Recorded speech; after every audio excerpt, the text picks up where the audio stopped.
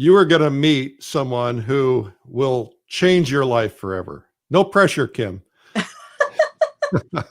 So, um, Kim Minichiello is a world-class watercolor artist. She's a former Disney Imagineer, and she's from Indiana, and I'm from Indiana. So it's like old home week. Woohoo. We didn't know each other then, but now we know each other. We first met at the plein air convention in San Francisco. Right. Okay. Yeah. So that was the last one we held. We haven't been able to hold one since then. Well, Kim, welcome. Thank you. It's a pleasure to be here. Thank you for asking me. Oh, we're glad to have you. What are you going to do for us today? Well, since COVID, I have been painting a larger series of water lily paintings. You can see one behind me. So I did one especially for you today. Oh, good. So this is the actual finished painting. Okay. So what I was going to do is talk a little bit about my design process, since my background is in design. And then I have a partially painted painting here. Okay. So I'll show you some of the techniques that I use to do the finished painting. So I do a variety of different techniques on it that I'm going to show you today. Outstanding. Yeah. So let's just talk about you for a minute, because you've got a really interesting background. You were, until most recently, correct me if I'm wrong, the president of the Florida Watercolor? Yes, I was the 2019 president of the Florida Watercolor Society. And unlike any society in the United States, we do a full-on convention every year, similar to what you do for the plein air convention. And of course, this year we did it virtually too. But yeah, I think we're the only society in the United States that actually does a week-long event and a convention. Yeah, and we sent a spy up to check it out. Yeah. Of course, you knew he was there. Yeah. But I'm told it's a remarkable event, and I would encourage everybody to check it out once it's back up again, or once you're doing another virtual. It will be. It might be a combination of virtual and live, but depending on the situation. Right. And we travel to different cities in Florida, so that, we're north one time, so people, have the advantage of not driving or, going too far. So, well, there's a huge number of watercolorists in Florida, I would imagine. There are. The membership is over 1,000 members for really? FWS. Well, you know what it's like to put on an event. It pretty much, you don't have any gray hair. I don't understand that. Mine has all turned gray from I noticed that over the years. Yeah. Yeah, well, you're just naturally young, and well, that helps. So you did Imagineering for Disney. What were you doing? Well, I was a former Imagineer. I started there in the mid 80s, and I started working for them during the design and concept phase of Disneyland Paris.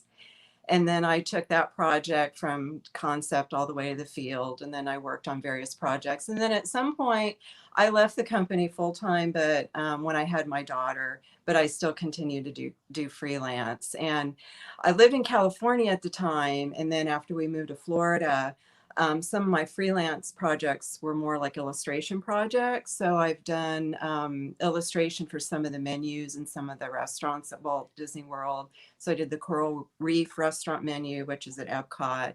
I've done some work on some menus at Disney Springs as well. Oh, fun. Yeah. So you probably know our friend Chris Carradine. I know. Yes, I do. Who was involved in the design of Disney Paris, and you probably know Danny Hillis. I don't know. I don't know. Well, my husband is also an Imagineer, so it's been a great journey that we've had together. It just clicked. I now remember the moment that I met the two of you guys at the plein air convention, because I remember you saying that you both were Imagineers. Yeah. Well, that's pretty cool. That's high class stuff. Yeah. Yeah, it was fun. It's been a good journey. Absolutely.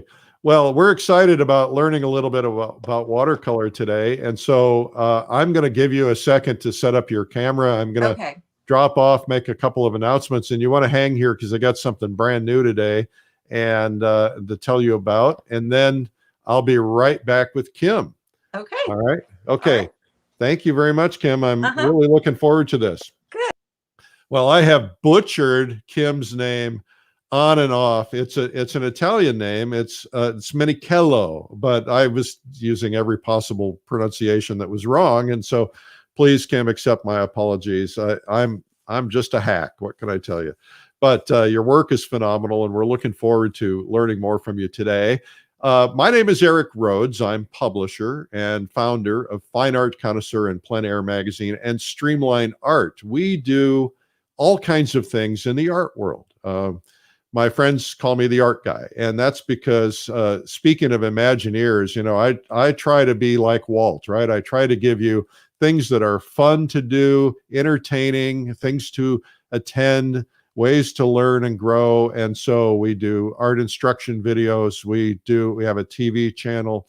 We have 4 newsletters. We have 2 print magazines in art. We just have so much going on. And you can learn all about that at streamlinepublishing.com /everything. And there's just all kinds of products and things there. Just go to streamlinepublishing.com, everything. We also do what's called the Plein Air podcast, which you can find on the Apple or Spotify store, wherever you get your podcast. And we do one for people who are not plein air artists only. It's called the Art Marketing Minute. We also do Art Marketing Minute at the end of the Plein Air podcast. But if you're not a plein air person, this is for you. And we talk about art marketing techniques and things. And of course, I have this book. It's a #1 Amazon bestseller. It's called Make More Money Selling Your Art. And so we love to teach artists about art and about becoming professionals and how to sell their artwork. And this is a really good place to start.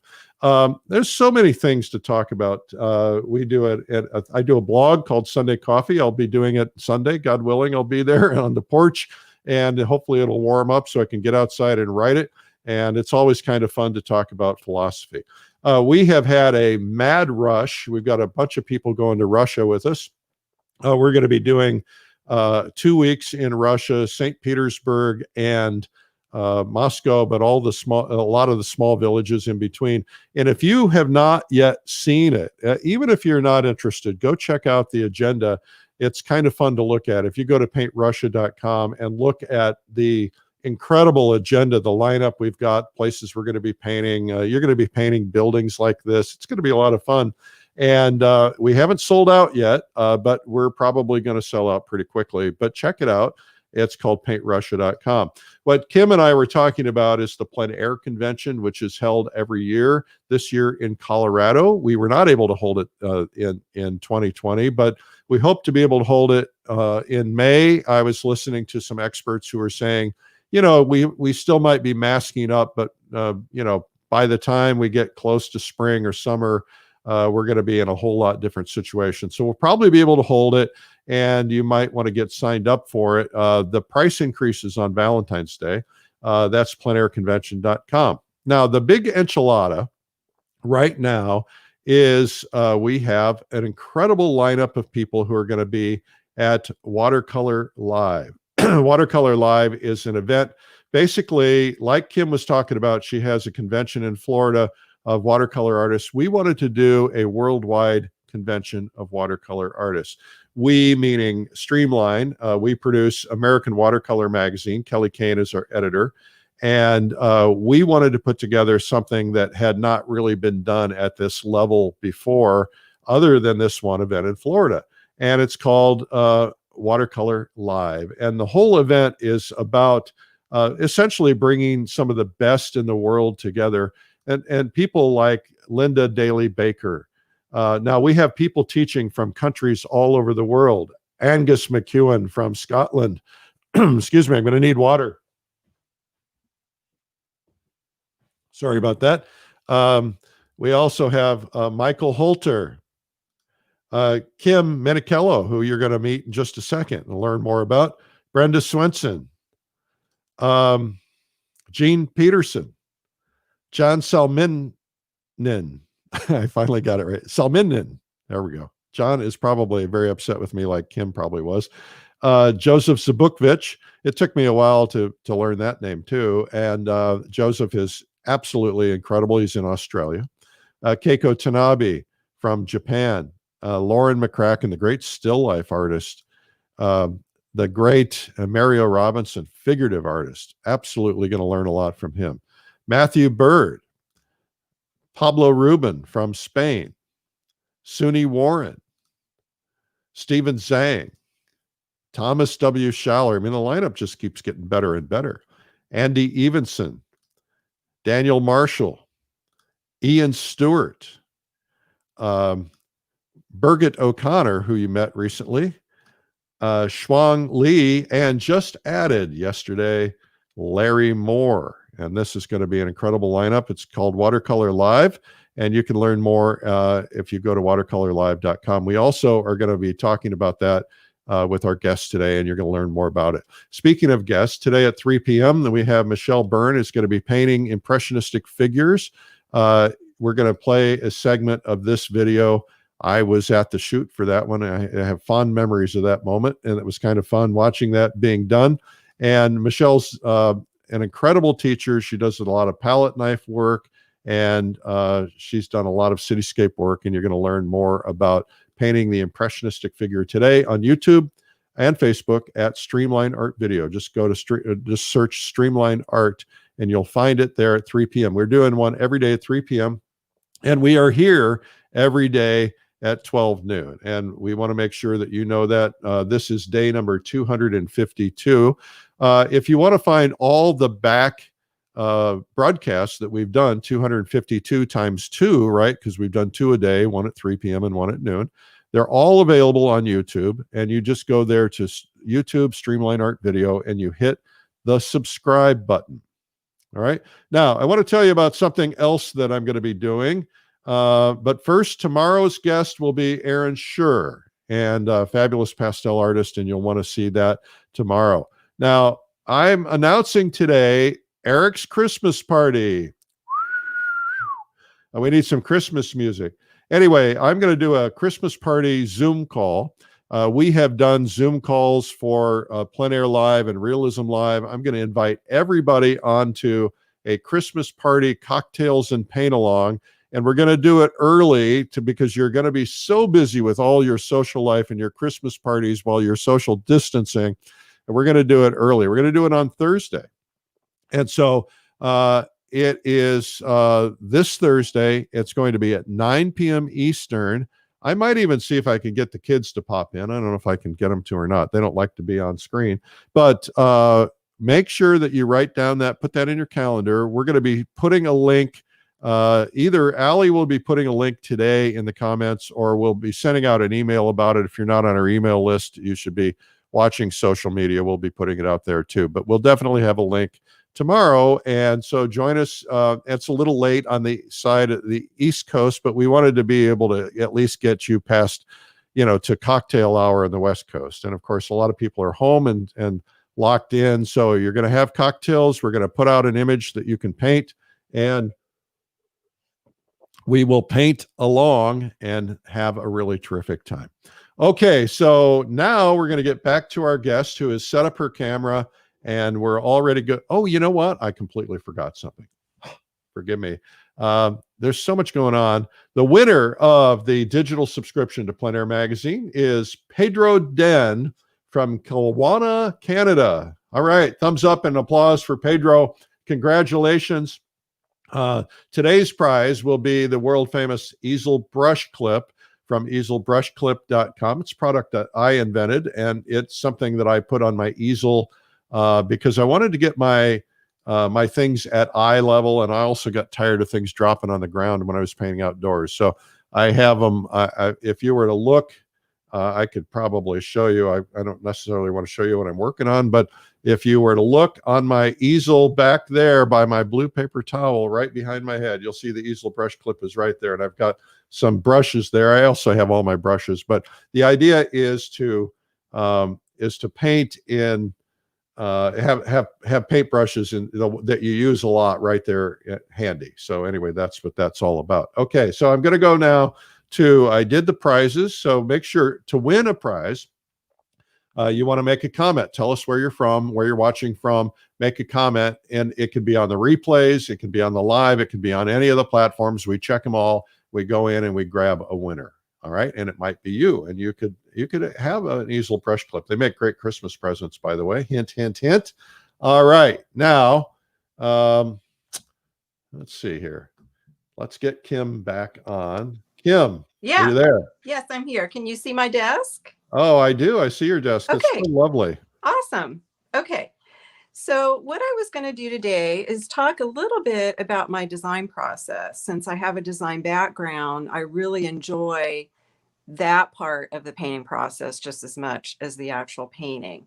So this is a painting that I designed just to do a demo for you today.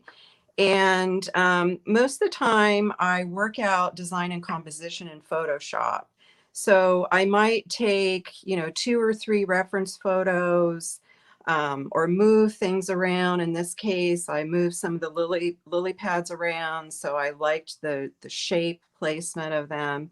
And then once I get the design worked out in the computer, I take that image and sort of do like a map for myself. So I just wanted to show you, this is my painting map. What are the little arrows? Well, so I've got the shapes where I like them, and then I make indications of the lily pads that I want to make sure I leave more yellow. So I have Y for yellow, and I actually did a little, here I can do this so it's clearer on the desk. Just took a colored pencil and kind of penciled in, where I wanted to keep the yellow shapes. Then one thing that I really, really focus on in my work is color temperature. And that's not something that you really see in the reference photo per se. So I emphasize color temperature in my work. So I've got a key here. So the arrows are, I've got C to W, which tells myself I want to be cooler in this area and go to warm. Fascinating. So I've never seen anybody do that. Cool to warm. Cool to warm. Each one, cool to warm. So you're really trying to drive them to the middle. Yes, this is the star of the show right here. So yeah, I give myself this sort of map, and I keep this, close to me. Sometimes I do them to scale. Sometimes I just do, little thumbnail sketches. But this just gives me an idea and just reinforces the design in my head. Will you bring the image back on now so we can see it? So a lot of us will do what I like to call arrows, meaning I will point things, sharp edges or something. I'll point them towards a focal point. Right. In this particular case, you're using you're driving from cool to warm to drive them to the warmest spot, which is really the middle. Right. But I'm also using edges too. So it's probably not that obvious, but after I painted the lily pads, I came in and I softened all the edges on the periphery, except for the edges like right here. Right, because you want sharp edges to be in your focal point. Exactly. And then you can see the background is all wet and it's blurred. So then that implies everything is underneath or in the water. Yeah, it's not fighting anything. No. So, as far as design, I moved this lily pad. This lily pad was like over here and it was pointing this way, from the original scene. Right. So I wanted it to be further away and have the arrow here, here, here, and then your eye moves around. And then these stems in the water, I put those in to have more movement in the painting because those weren't there either. And if I were to paint the water like my reference photo, this would just be a dark blob. What is the track? What is the track of an eyeball? If somebody enters a painting, is that something you can control where they enter from, or do they almost always read bottom to top or left to right? Do you know? No, I believe, you can have leading lines. So I've got, diagonal leading lines. I purposefully put the yellow tones in a triangle. So you see here, you've got a triangle of yellow, which moves your eye around the painting. And then a little hint of yellow right here. That's all done on purpose. So interesting. It keeps the eye moving around. Yeah, I had somebody critique my painting that I'm working on the other day, and he said, if I move one of the objects, he said, you'll create a triangle. He said, nobody will know it's a triangle, but it will pull them in. Right. It does. Yeah. Yeah, it does for sure. So after this, I do the map.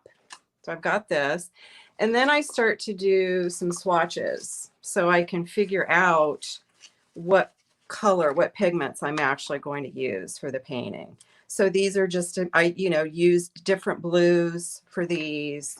I did a couple more here. And then I, worked out some swatches for the purple, and the flower to determine exactly what paints I'm going to use for the painting. Now, is that watercolor or is that gouache? No, this is all watercolor. Because it looks very, It looks very does. opaque. It does look opaque, but I'm using, you'll see when I paint a couple of the flower petals, you can see on my palette, I'm using this cobalt blue, which is not as transparent as a lot of, other watercolors. So, and it also granulates. So you can see here, I purposefully want that texture and granulation. So I choose those paints on purpose to get this sort of granulation effect. And that's what I get from the cobalt blue. And it granulates because of the grind of the paint? Yes, the pigments are bigger in the paint. And also, if you use a rough or a cold press paper, this is 300-pound cold press, these little dips, the texture that you see, in the actual paper, those larger pigments settle in those crevices, which gives you that, granulating effect. And Now, some people don't like it, but I love it. And I well, purposefully choose granulating pigments. you are a true nerd. I am, I'm just honestly. saying. And tell us real quickly about your palette. Don't go through all your colors, but it looks like you're using tubed watercolor paint. Yes, I use tube watercolor paint. I have my palette arranged from warm to cool. These are the colors that I use most, but I also have another palette exactly like this, which I put up at the top, and it has some other blues and some tube greens that I might use, but I never usually use tube greens straight from the tube. I'm always mixing, either I'm cooling them off or warming them up. Okay. So, but I do have those at my access with another palette like this just at the top, but Okay. this is my basic palette. All right. Yeah. Terrific. Yeah. So I guess we're ready to get started. I did a partial painting here. I got to tell you, you are so prepared and so organized. I'm very impressed. Well, thank you. I pride myself on my organization. I've always been an organized person. All right, so let me just explain a little bit too on the actual flower. So yellows are a little bit tricky in watercolor. The key is to use color temperature again. So I put out the two yellows that I use for the center of the flower. And this is the one here, which is a Hansa yellow medium. And then I also use a new gamboge here. And you can even see the difference in transparency between these two paints. This one is definitely more transparent than this. But these are both warm yellows compared to this yellow. But this yellow is warmer than this yellow. So that's how I get some definition and variety in the yellow section. So I'm going to challenge your nerdy brain for just a moment. No. Yeah. So there are a lot of people who are watching this who are already confused. And the reason they're confused is because it's hard to believe that a yellow could be either a cool or a warm, because we would just automatically think of a yellow as being a warm. Right. And so because there are a lot of people who don't understand color temperature yet, and that's something that kind of comes later down the line. But can you help articulate that so that there's a way to understand it? Yes. So it's basically comparative. You can't classify whether it's warm or cool unless you're comparing it to something else. So it's obvious we always think that yellows and reds are warm and blues and purples are cool. But if you have two yellows, for instance, one is going to lean toward being warmer or cooler than the other one. And you can see here, this one is a little bit more orange than this one. Okay, but let me put out the other coolest yellow. What If kind of I paint, what paint brand are you using? I use all varieties. I have American Journey, I have Sennelier, I have Holbein and Daniel Smith and Winsor Newton. Okay. Those are the majority. But yeah, just for the sake so you can see on my palette. And by the way, in Watercolor Live, I'm doing a session for Beginner's Day on color, like color theory, how to mix color understanding, and color temperature is something I'm really going to focus on too in that session. We are so honored to have you. You were Well, a thank you. luminary, and we're pretty excited that we've got all these people together. It's pretty cool.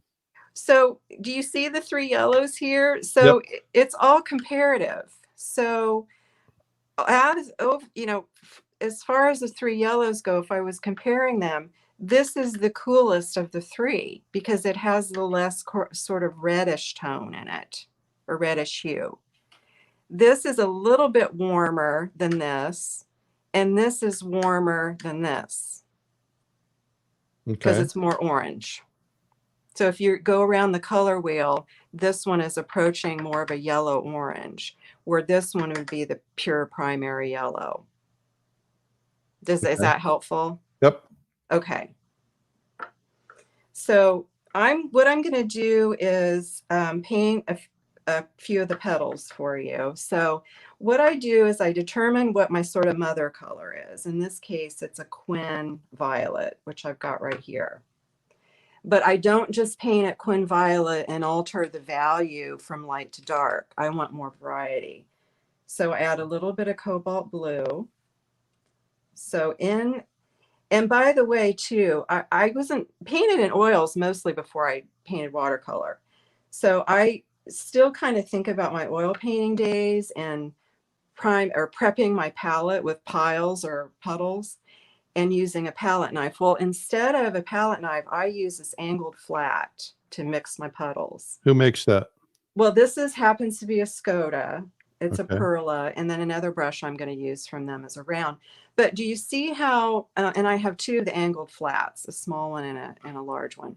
But this has such a nice point on it. And, you know, sometimes not all your paints are soft, and you're in there sort of digging around to reconstitute the paint.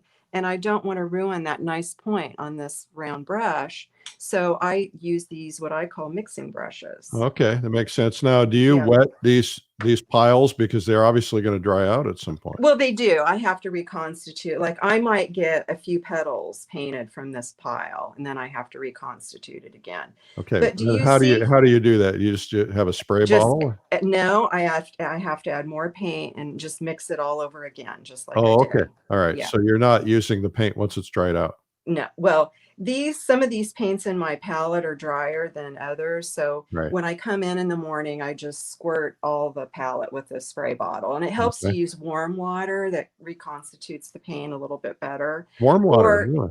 I'll just put fresh, or I'll squirt out some fresh if I'm going to use a lot of the paint Okay. that color. But do you see here where in this pile, or puddle, I should say, I have a warmer purple and a cooler purple. Just by adding that little bit of cobalt blue, I give myself a cool section. Okay. Oh. So then I'm going to do this petal like wet into wet. So what I'll do first, I'll tint it a little bit just so you can see it doesn't look like I'm just painting clear water. And you have it sketched in, it looks like. Yeah, I've got everything drawn. And I don't have like all the shadows drawn. And not every single detail is drawn. It's just sort of a guide. All right. So I want to purposefully make one side of this cooler and one warmer. So I'm going to go into, let's say, the warm. And I have paper towel. I load my brush and then blot first before I go to the paper. And I'm sorry, I spin my work around when I work. And are you working on a flat surface? I am, yeah. So here I'm laying in the warm. And I've already put water down, so the water is helping me paint. Do you And that pretty much in everything you do you try to get that variety of warm and cool with everything? pretty much, yeah, That's if, really interesting. if I can. So see how the water mixed on the paper for me. Yeah. And that's going to dry lighter too. Watercolor dries lighter. But that just gives me more variety in that petal. So, That's really terrific. And that could apply to any kind of painting, oil oh painting. yeah, I mean, my husband's an oil painter, and we've been watching a lot of your videos, your free videos that you've been providing, which have been phenomenal. And I watch the oil painting videos too. I learn just as much. That's why I think that even if you're not a watercolorist, attending Watercolor Live will inform you in a lot of different ways. Yeah. So here, see how this section is warm right here? So I'm going to put just a little bit of cool to offset that on that side. Now this one I didn't pre-wet first, so you can kind of see the difference of wetting and then not wetting. See, the Yeah. paint isn't really moving around as much. And was that a mistake, or do you always pre-wet, or do you? It just depends. Like I've done some flowers where I've done a lot of wet and wet first, and then some I do dry wet. But now I'm going to show you something real quick, just so I don't lose that train of thought. So here I'm adding some clear water because I want maybe the value to just be a little bit lighter there for variety. Wow. I would have never thought to do that. And then I'll do this one. So I'll wet this one first. Now, if I'm in these little tight areas, I can switch to, a smaller brush. So I can paint around these stamen things. And then I come back and wet. So I'm cool here, so I'm going to go warm on this side. You are cool. Oh, thank you. So are you. Thank you. I only told you that so you would say that. Just kidding. All right, so now I'm going to go to the cool. And, I'm just sort of really tickling the paint around. The water is already there. It's helping me paint. You have incredible patience. Well, when I teach, the one thing I notice is like students don't, use enough water and they don't use enough paint. And to get these smooth, beautiful, transparent washes, you need to use water and a lot of paint. Okay, so. But what's interesting is the three-dimensionality that you've already got there, because you sense that there's a shadow on that lower leaf up there. Yeah, it's incredible. Yeah, then I come back once this is dry. Then on the second pass or layer, I come back and add little details and the shadow shapes. But just by leaving those light edges on that, I'm looking at a petal on the left, by leaving those light edges and then having it go temperature changing, it makes it feel like that leaf or that petal is actually moving at an angle. It feels very three-dimensional. Yeah. It's fascinating how that works. Well, instead of just using value, I use the color temperature as well. I think everybody needs to hit the like button or a thumbs up right now, because I'm already impressed. I know you guys are too. So give her a thumbs up. Oh, thanks. That's really nice. So yeah, and then it's like I don't see this in my reference photo. I mean, you can subtly see differences in color temperature in the reference photo, but I emphasize it more because I just think it's more dynamic. It makes, the image, we always want our painting to be way better than the reference photo. So. Absolutely. So I just want to mention in the comments, you guys tell us where you're from. Seeing a lot of people. It's interesting. There are two people who are dialoguing right now, Kim, who have met each other for the first time. They live close to each other, and now they're exploring whether or not they each plein air paint. I see a possible paint out brewing here between two new friends. That's I awesome. love seeing people get together on this program. I do too. It's awesome. And you live in the Orlando area, is that Yeah, right? I'm in Windermere, right outside of Orlando. And I actually am a watercolor artist because of travel sketching. You know, I worked with Disney, I traveled a lot, and I was bound and determined to record my travels in a watercolor sketchbook. And that's how I fell in love with the medium. I Huh. just Well, that's really I'm love it. finding myself turning to watercolor more and more. I'm an oil painter mostly, but I Yeah, just can't carry my backpack everywhere I go. yeah.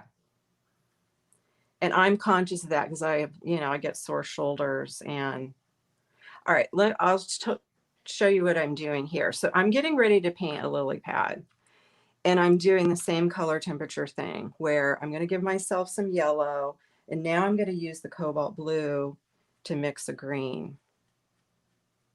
Now, that green just looks a little too ripe for me, so I'm going to come over in the pink, some pink that I used in the flower, and neutralize it just a bit. That's called the complementary color. Yeah, neutralizing with the complementary, cooler red. Not too much. I don't want it to go too olivey. You know, that's one thing I've noticed that a lot of pros have in common is that they manage to neutralize their garish colors down just a touch so that they don't feel quite so garish. Right. I struggle with that. So I feel like the more prepared I am here, the better outcome I'm going to have over here. Makes sense. Yeah. Yeah. So what I'm going to do is a wet and wet technique on the lily pad. Now I'm going to go to a bigger brush. I don't want to give you a big head, but you're a really good teacher. Well, thank you. I've heard that. You know, on some of my workshops, I've had students say, I have painted for I don't know how many years, and no one ever explained that to me. I'm like, you're kidding me. Well, that's why we picked you for Beginner's Day. Well, thank you. I love, yeah, I'm excited. I think it'll be great. I love teaching beginners because this is such a joyous thing to me. And if I can help someone else feel that, then I think it's awesome. So what I'm doing now is wetting, and I can tint it so you guys can see. But normally you would just do that with pure invisible water. Yeah, sometimes I help myself by tinting. Otherwise, Now, some people would wet the whole canvas. Why are you just wetting a particular spot you're working on? Well, because I don't want to disturb what I've already painted right here. So it's about control. It's about control. You're a control freak. Yeah. Well, I don't know about that. Maybe a little. Well, only when it comes to painting. Yeah. So the key is, okay, this is going to be worked wet into wet. So I need to make sure I give myself plenty of water. And by the time I've wet this area and come over here, this could be dry. So I need to kind of double check and make sure I get it like uniformly wet. And I can tilt it to kind of gauge. This is where a lot of people struggle and not use enough water.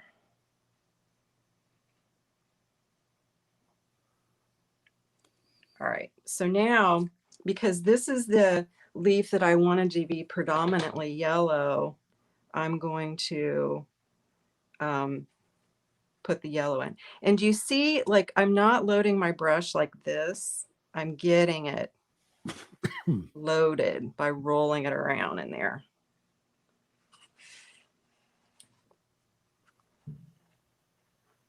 You're the first person to say that you've been getting loaded. No, my brush was getting loaded. Oh, okay, all right. I was going to say, it didn't appear that way. Well, you are a child of the 70s. Well, yeah, you just dated me, Eric. Thank you. Okay. Well, I could have said 60s, but I was trying to be kind. Well, actually, grew up in the 70s, I should say. Yeah. Well, and growing up in Indiana, you probably weren't exposed to those kind of things anyway. I wasn't. Not till later. Well, I was actually in 4-H. Were you in 4-H? No, I wasn't. I was born on a farm, but I didn't live on one later. So, Yeah. So that was, I think that's why I kind of went into design because, you're doing all these, projects every year for the county fair. And it forced me to like think really creatively and outside the box. And, I was always trying to come up with different things I did needlework, I baked and all that stuff at a very early age. how does So one become an Imagineer? I mean, that's got to be that's a very prominent role in Disney, yeah, and not something that comes easily, I'm sure. well, I was working for a commercial interior design firm in Indianapolis, and I always did art on the side. So I apprenticed with a textile artist there, and we're still very dear friends for a number of years. And then I co-op. So while I went to college, I worked a semester. Then I went back to school a semester. Then I worked a semester. So I had a job upon graduation and I worked there a couple years, but I thought, where could I really, really work and be the most creative? And Walt Disney Imagineering came up and I applied. And luckily there was a woman there who did textile work and my resume crossed her desk and she called me and we chatted and she said, if you want a job here, you need to come out and interview. And I did. Wow. Okay. So being conscious of this is actually, I hope this is still wet enough. I've been gabbing too much. That's my fault. You So got to I'm ask me questions. doing a little bit of cool up here. And I'm going to just pop in. But I want that to still be predominantly yellow. So this is what I was worried about, but it's working. So it hasn't dried enough where I can just tilt this around and let the pigment mix just by tilting Oh, that's paper. beautiful. Hello, Bangladesh. Hello, Netherlands. I got some people from all over the world today. And then I can come in and if I want to just kind of clean up some edges, pop more paint in. If I want to get more paint in, it's still wet. Now, once this dries, I can't be doing any of this. That's when, once the paper starts to dry, you're going to get those blooms and blossoms. Can you re-wet it? Yes, once this is completely dry, for instance, the first time I painted this, some of these weren't the value that I wanted in the end. So all I did was just do the same thing I did before on top. But then I tend to switch to more of a natural hairbrush because I don't want to disturb too much what I've already laid down. So it's like more like glazing, just very Hmm. gingerly, working on it. But that's basically how the lily pads are done. So I'll do one more lily pad and then I'll show you how I do the water. So I always check to make sure that I've got, enough paint. You got about 10 or 12 minutes. Okay, You got well, plenty of time. okay. So let me do one last lily pad real quick. And I need to give myself some cool right here.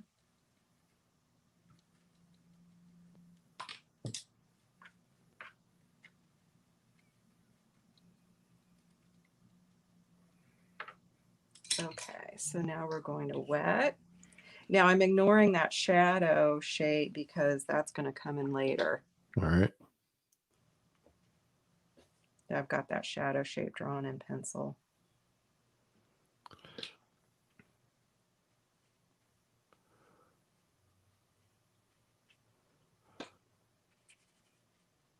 So what's your best advice to somebody who's never done watercolor before? Where do they start? I would start by sketching. And because to me, just get a watercolor sketchbook. Just make sure it has watercolor paper. It will be the most frustrating thing for beginners is they choose papers that aren't the right quality and then they get frustrated. Wow. So if you get a sketchbook, make sure it has watercolor paper and don't be intimidated by a lot of paint. Use a limited palette. Learn, how to mix your colors. That's how I taught myself with design, really know color theory anyway. But as far as painting goes, if you use a limited palette, and I'll talk about that in my Watercolor Live presentation, like the best palette to start with as a beginner. But yeah, I started sketching and getting comfortable with it. And then I graduated. I graduated to bigger sheets of paper. How big will you paint? Well, I've painted more than 40 inches. I've painted watercolors that are 36 inches square. Did you have a favorite paper brand that you use? Well, I use Arches. I also use Fabriano, and I use I don't know. Have you ever heard of Twin Rocker, Eric? Because they're in Indiana, actually. Yeah, as a matter of fact, she came to the Adirondacks. She and her sister came to the Adirondacks one time, and I think they sold Twin Rocker since then. But that's a great paper company. Yeah, Travis, who worked there since he was like 17, I think, bought the company from the original owners, and he owns it now, and it's the only completely handmade paper in the United States. I mean, from start to finish. Yeah, they sent me some. It's really wonderful. I love the rough, and on my Gate series, if people go to my website, my whole Gate series was basically done on Twin Rocker rough. Okay, so your website, I'm going to put it up, is I'm gonna spell it. It's Kim Minichiello, but it's Minichiello. You guys can do a screenshot of that rather than writing it down. And Kim has also got a bunch of stuff on her website, including you can get into Watercolor Live through her website. Yeah. And then where do we follow you on social media? Okay, I'm on Facebook. I have my friends page, and then I have the pages page, but I kind of engage more on my personal page. I only post art stuff. So, because that's where all the people are and they see, that page the most. So just search for me on Facebook and friend me. And then I'm on Instagram. It's just my name, @Kim Minichiello, on Instagram. So I would love more Instagram followers if any of you all want to do that. I seem to be, I don't know about you, Eric, I get stuck, in certain followers for a number of time, and then. Yeah. I had a call this morning with the one of the world's leading Instagram consultants. So you'll be seeing my Instagram get bigger, faster. Oh, good. But I'm anxious to learn all about it so I can teach it to you guys. That'll be great. Okay, so I'm going to do now, I'll do a section of the water, and I'll start like up here because this is really still too wet and I don't want to bother getting the hairdryer out. Okay. So I wanted to show you, and I don't normally want to use the hairdryer. I like things to dry naturally. Right. But I'm going to use a different technique for the water. Okay. So I've got a color here, which is like a combination of phthalo green and I think it's Prussian blue. Is it color that you mix together your own? No, it's one that I bought, but it's one of what I call a shortcut color. Yep. So I don't have to mix it. Well, that's nice. I mean, that's if there's certain colors that you're always mixing, just get a shortcut color. It makes a lot of sense. But I add indigo to it because I want that darker value. It's a pretty color. So I'm Well, and adding, that darks against lights really going to make those things pop. yeah. And so this is what I call the mother color for the water. And I'm mixing it in a cream consistency. That means that I've got more pigment and less water in Right. this So you puddle. want it to be really opaque. Yeah. Yes. Not opaque, but just more intense color. All right. And Okay. I go over a little bit of that in the beginner class I'm doing too for Watercolor Live. And then I'm going to add, now I'm not mixing the puddles together like I did before. I'm keeping them separate. But I'm giving myself a little purple here. And I've got some runoff, which I don't want right there. And then another color, I was using the water. I'm just going to squirt a little out because it happens to be on the other palette that I told you I have at the top, but it won't fit on the screen.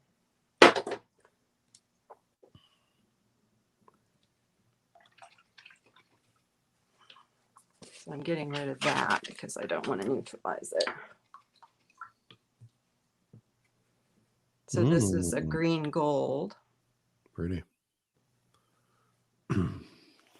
This is so much fun. I can't think of a better way to spend lunchtime every day. I know, right? It is fun. I just love it.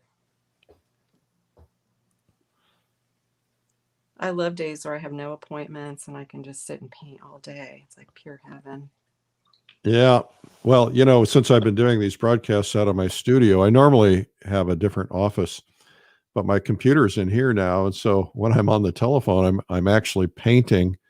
It's been terrific. I That's great. might move in here full time. There you go. Then I'll never get any work done. All right. So I have 4 colors out. This is what my water is comprised of. Okay. So I have that indigo with the Prussian blue, phthalo green, and I've got a violet, a really dark violet, and then this is a quin burnt scarlet and a green gold. Okay. Okay. So what I'll do is I think I'll probably get my hand in that, but it's okay. Okay. I will start. I'll start up here and I'm going to work my way through. Yeah, we're going to run out of time here. I'll give you about 3 or 4 minutes. So all right, let me start here then, just to show you this technique. Okay. So I'll lay in that, and then I'll come and put a little purple next to it. They're about the same value. Yeah, and then I'll add a little bit of this, and if it runs together, that's fine. And then I'll add a little bit of that. Oh, fun. And then I'll add some green. Now I'm rinsing and wiping in between each so I get the pure color that I put out on the palette. I don't want to make mud here. I want it to be, you know, clean. But see how doing this just gives me just more interesting variety. Absolutely. With that dark background. I've learned a lot about variety today with the warms and the cools. Yeah. Yeah, it's one thing I don't think, you know, I think that's what my students say. Not too many instructors talk about color temperature that much. Now I'm staying away from this because if I touched that wet, then that would all start to shoot across. Right. Okay. Yeah. But for the sake of the demo, I just wanted to show you Cool. a little bit about, you know, how I would get that water in. And then, so I can just pop in a little bit more of that here. See how it just, that little wet and wet. Oh, yeah. Just blends together really nicely. Sort of gives you the feel that there's like leaves or, you know, something underneath that water. Yeah, that transparency. Yeah, and then when I get the water laid in, if I don't like the value, I'll do it again. And then I'll come in with a lifting technique and with really soft edges come in and add, you know, these stems and the algae and all of that. Awesome. And Wow. then I go back, add all the details, the water drops, the little imperfections on some of the lily pads, the shadows, and then that's when I work out all the details, soften edges, all of that to complete the painting. Wow. This is terrific. Why don't you come back on camera so we can see you? Is that Okay. possible? Yeah. All right. Well, this has been absolutely fantastic.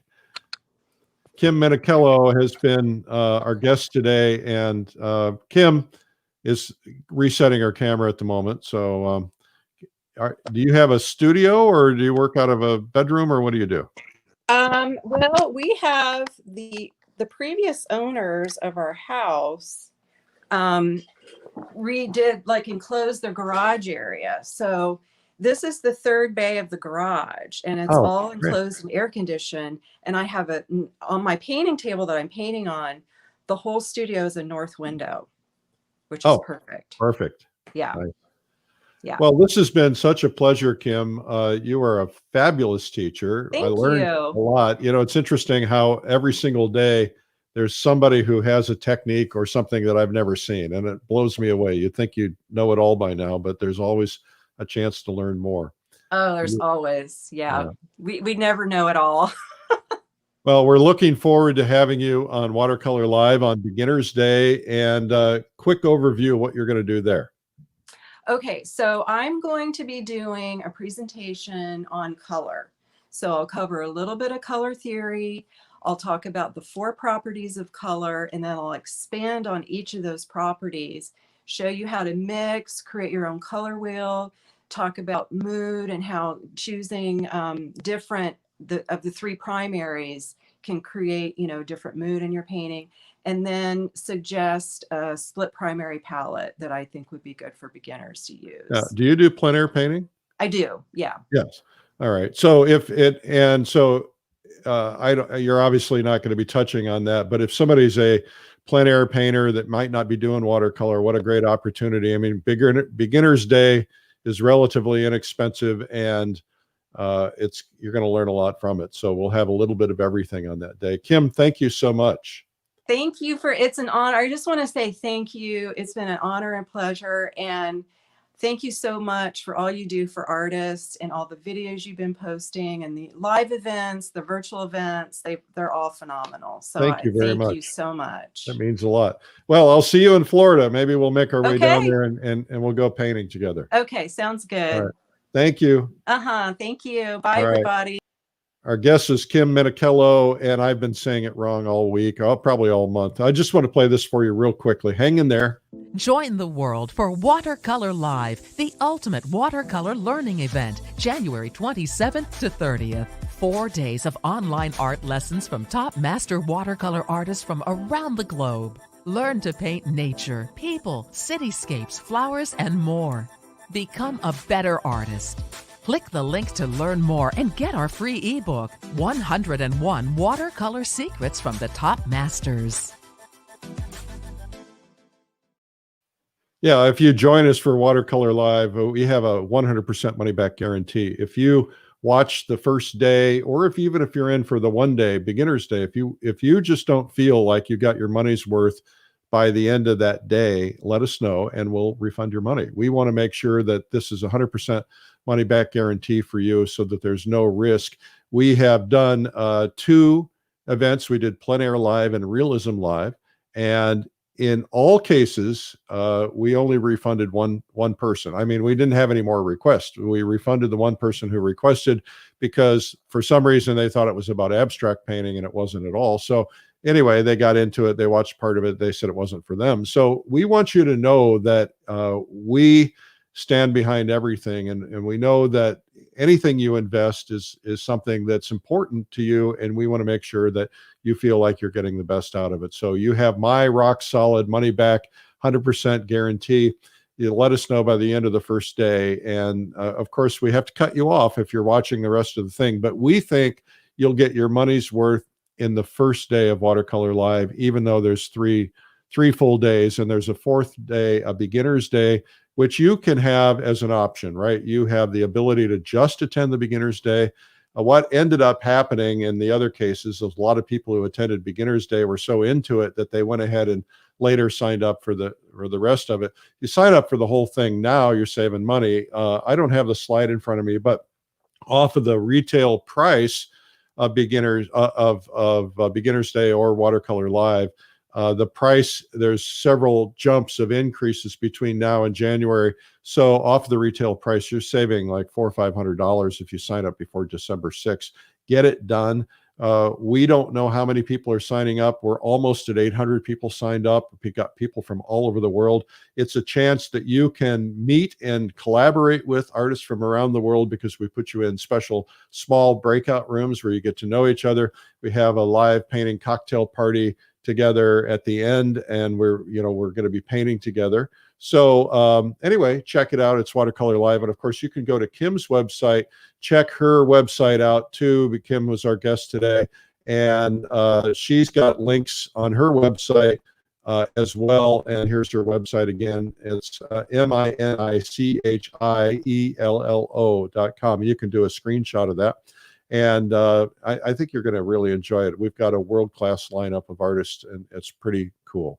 I want to thank you guys for tuning in. The purpose of this is to keep you staying focused on learning about or growing in art, to give you something to think about when you're in self-quarantine, when you're not able to do the things you normally do. We've been doing this now 252 days. And we do it again at 3 p.m. today, when we're giving you samples of some of the other art instruction videos that we've produced, well over, I think, 500, 600. And we love doing this for you. So just stay positive, stay upbeat. The news is just not even worth watching anymore. So why bother? Why get yourself all worked up? Just focus on what you love, focus on your art. Remember, put your oxygen mask on first before you help others. And that means do what you love, because when you're doing what you love, you're happier. And when you're happier, you're able to take care of your friends or your family or whomever it is that you've got to deal with. All right. So have a terrific day. I want to remind you guys one more time, we're having Eric's Christmas party. I might even get my Santa hat out. Eric's Christmas party, cocktails and paint along. We're all just going to talk to each other and have fun and get to know each other. And it's a big giant Zoom call. It's free. There's no charge. We will be giving you the link in the comments later today or tomorrow, but we're also sending out an email about it today if you're on our email list.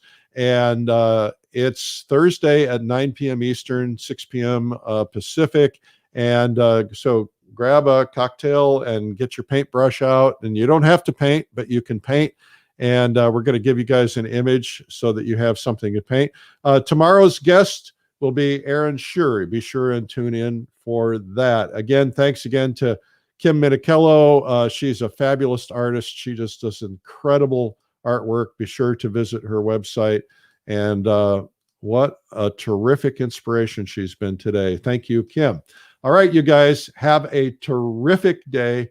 I might do another Facebook Live today, because I get to go over to the studio. We're filming with Daniel Sprick. The Daniel Sprick. I'm going to be doing an interview over there today. So I'll probably do a little bit of a Facebook Live from the studio sometime today. I'm there at 2:30-ish to this afternoon, my time, so 3:30 Eastern. So check it out. I might come on and do a little something with Daniel. And then Daniel and I are going to I'm going to take the rest of the day off and go painting, something I don't get to do very often. So hanging out and painting with Daniel Sprick, not a bad day. I'm just saying, I think it's a pretty cool day. I'm Eric Rhoads, publisher of Fine Art Connoisseur and Plein Air Magazine and Streamline Art. Have a terrific day. We'll see you tomorrow. Bye-bye.